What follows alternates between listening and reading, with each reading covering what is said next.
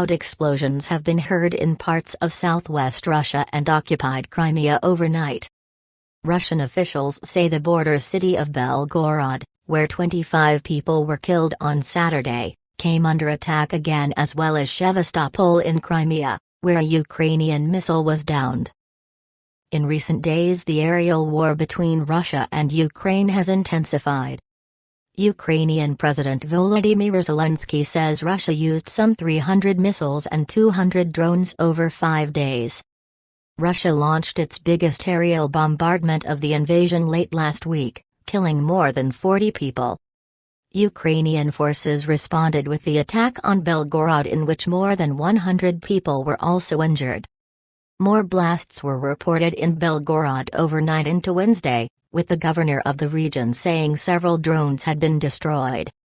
In Sevastopol, the biggest city in Russian-occupied Crimea, a missile was shot down over the port, the Moscow-installed governor, Mikhail Razvozayev, said on Telegram. No casualties or damage were reported. On Tuesday, Russian missiles hit Ukraine's biggest cities including Kharkiv and Kyiv, killing at least 5 people and injuring dozens, local officials said.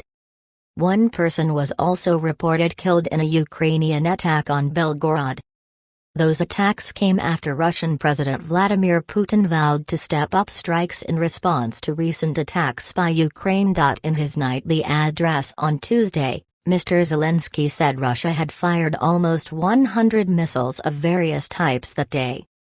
They had, he said, been specifically calculated by the enemy to cause as much damage as possible.